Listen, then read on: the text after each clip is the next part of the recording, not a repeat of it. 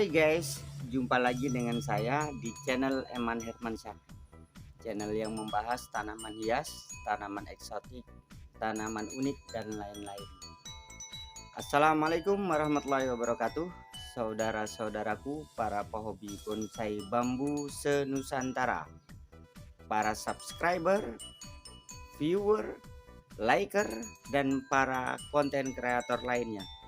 Kali ini saya akan menanam bakalan bonsai bambu hijau mini. Bambu ini berukuran kecil, kurang lebih sejempol jari. Banyak tumbuh di hutan Kalimantan. Oke, langsung kita eksekusi.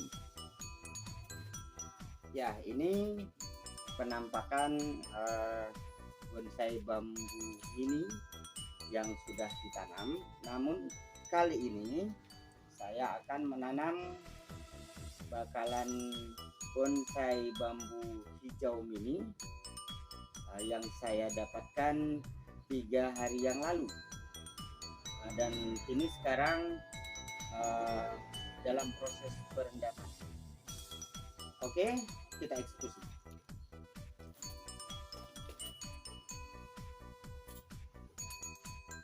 Nah, ini dia penampakannya seperti ini ya. Ini kemarin saya dapatkan sekitar 3 hari yang lalu. Ini kemarin di alam aslinya posisinya begini. Induknya di sebelah sini. Kemudian sadongkel. Ini ada tumbuh ranting-ranting kecil ini ya. Bambu ini relatif kecil ya, paling ya sebesar jempol jari gitu aja lah ya. Kalaupun ada bonggol yang besar itu di dalam tanah biasanya. Nah, ini seharusnya kita tidak melakukan pembuangan akar seharusnya, terutama di bagian-bagian yang akan kita tanam. Kemarin posisinya begini, ini masih tertutup oleh tanah, jadi saya tidak tahu alur geraknya. Kemudian saya bongkar, saya buang tanahnya dan saya buang akarnya untuk melihat alur gerak batang yang lebih baik. Akhirnya saya dapatkan seperti ini. Nah, untuk kali ini kita akan menanam sebatas ini ya, sebatas ini, kurang lebih begitu. Kita berharap ini yang berakar nanti.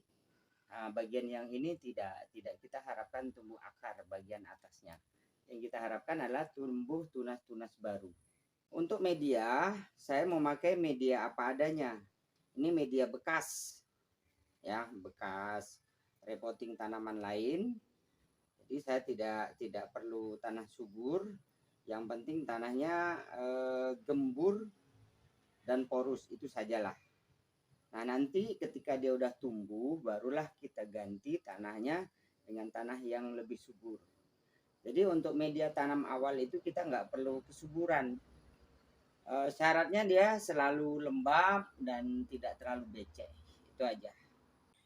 Kita akan tanam dengan posisi seperti ini. Ya.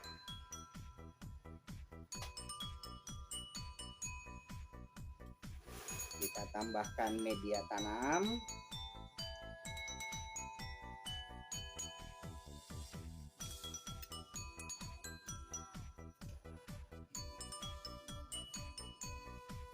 Oh ya, kalau sudah dilakukan pembersihan akar seperti ini, biasanya saya merendamnya paling cepat itu 3 hari.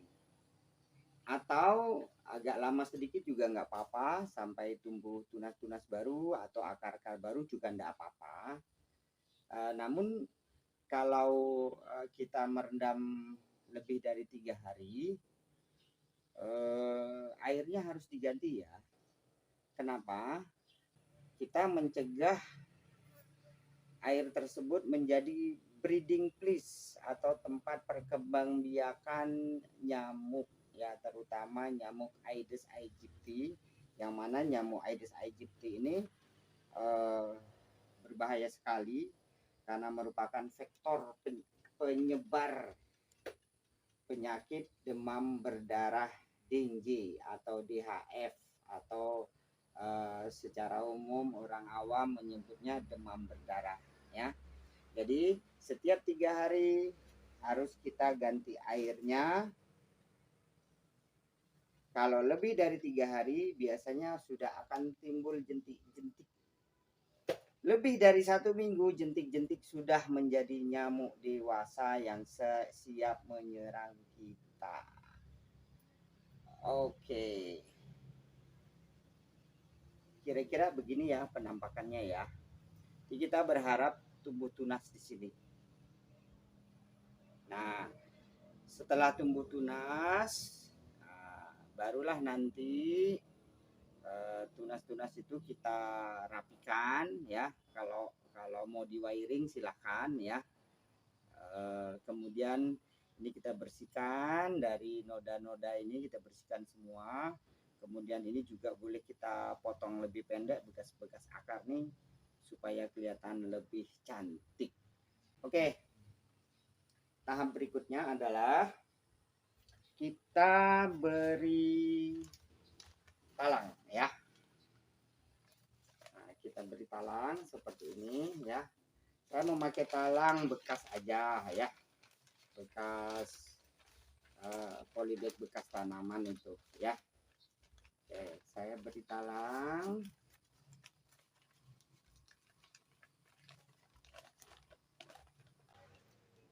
Kemudian kita masukkan daun-daun kering. Tujuannya adalah untuk menjaga kelembapan ya. Bisa jadi nanti di bagian yang kita kasih dedaunan atau rerumputan ini nanti akan tumbuh akar. Is oke, nggak masalah, biarin aja. Nanti ketika kita mau ganti media, kita rapikan ya, ranting-rantingnya kita rapikan, kemudian akar-akar yang tidak perlu kita buang ya. Kita masukkan aja di sini rerumputan atau daun-daun yang sudah kering ya. Boleh menggunakan limbah sawmill, serbuk kayu bekas gergaji itu ya. Nah, itu boleh, nggak apa-apa. Tapi saya tidak menyarankan kalau pakai kokopit, karena kokopit itu terlalu banyak menyimpan air. Kalaupun adanya kokopit boleh juga, nggak apa-apa, tapi sedikit dicampur pasir kali ya, pasir yang biasa dipakai untuk bangunan itu.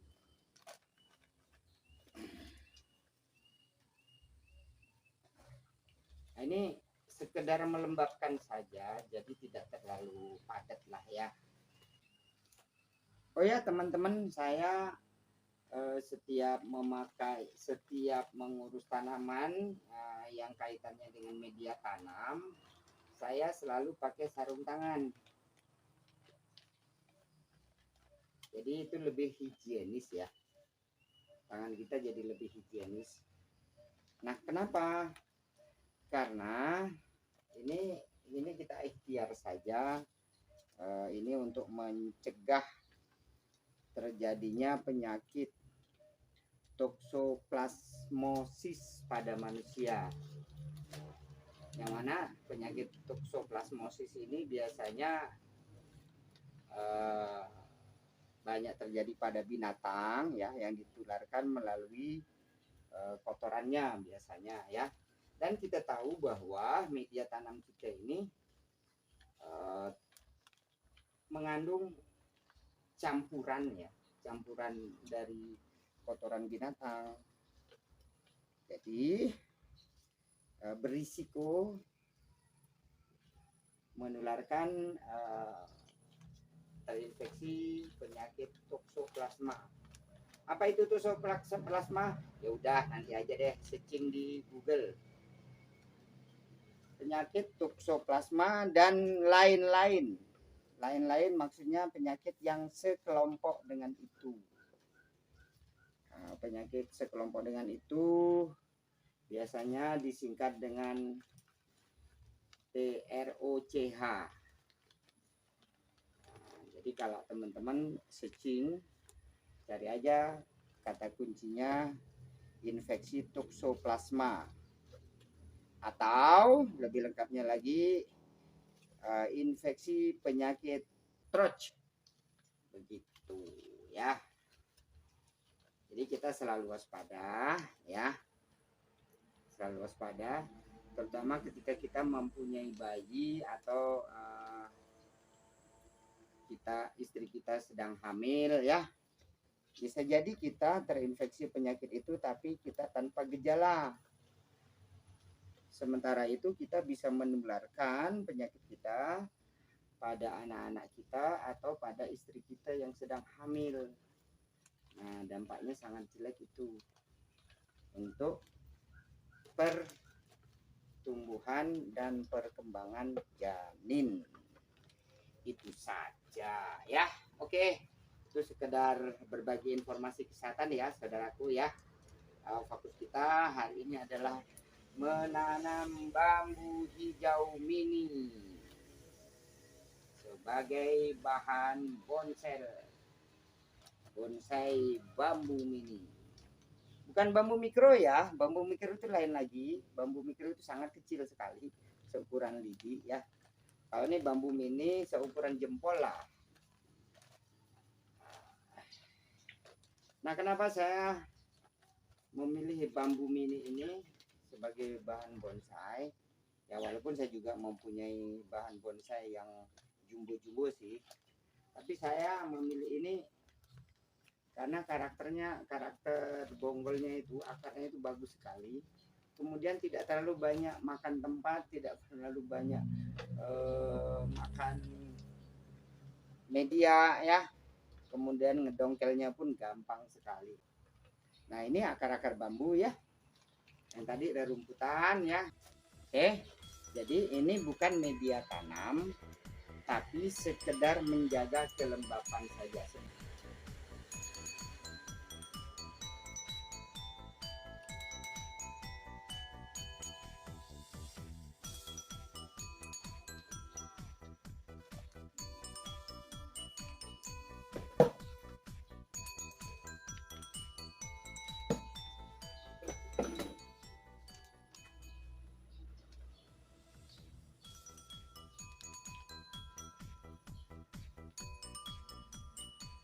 Saya kira demikian ya.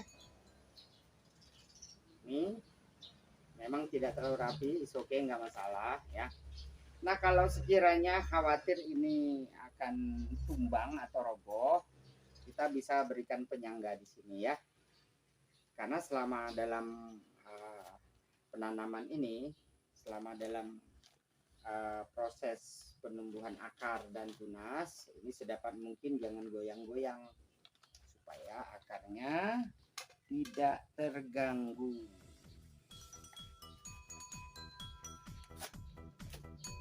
Oke, cukup begini saja, nggak usah diikat atau gimana ya, cukup diberi ini aja.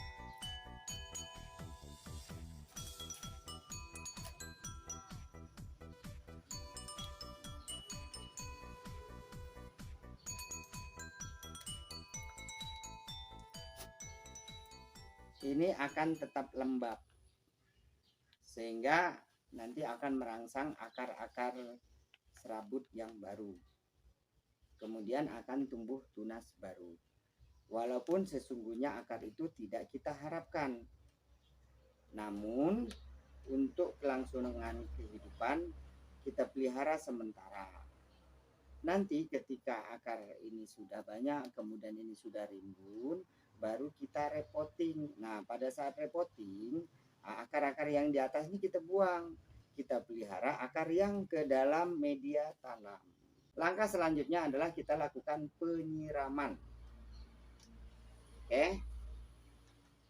Saya lakukan penyiraman dulu ya, saudaraku.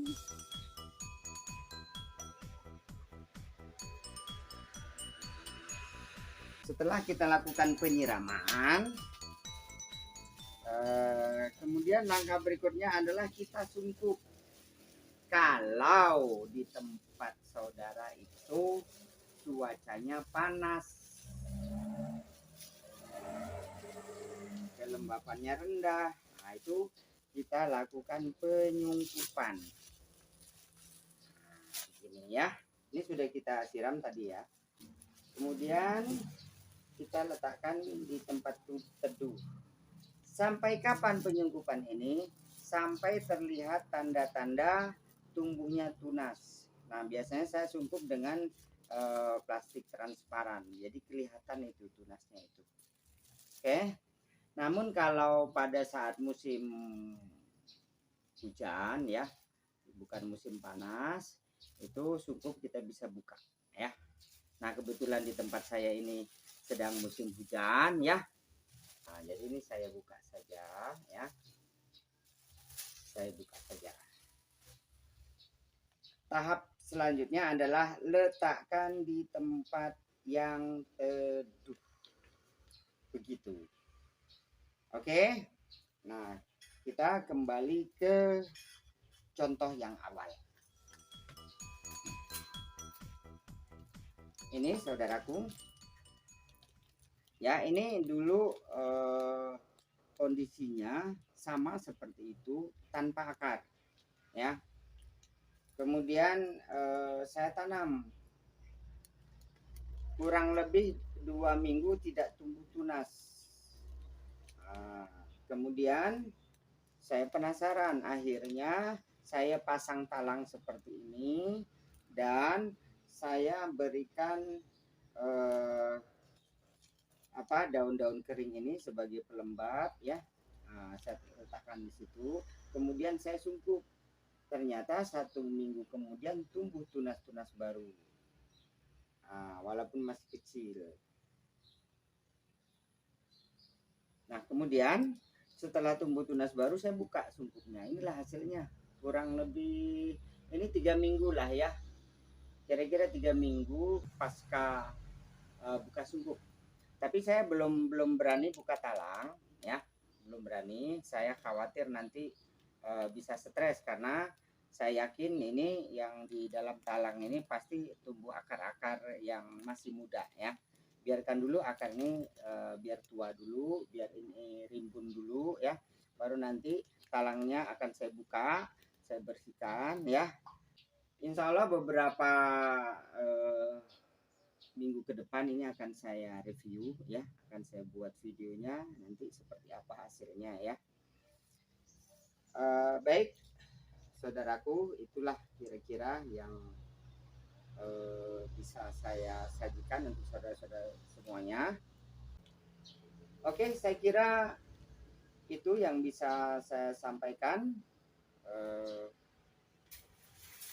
Next time kita akan review yang ini ya. Kalau yang kita tanam hari ini mungkin reviewnya agak lama masih ya.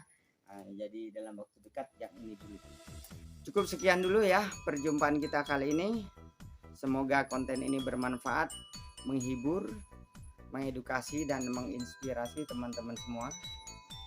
Bagi teman-teman yang baru menemukan channel ini, silahkan tekan tombol like, subscribe, dan nyalakan lonceng notifikasinya. Nantikan video berikutnya yang tidak kalah menarik. Terima kasih. Salam seduluran dari Melawi, Kalimantan Barat. Wassalamualaikum warahmatullahi wabarakatuh. Bye-bye.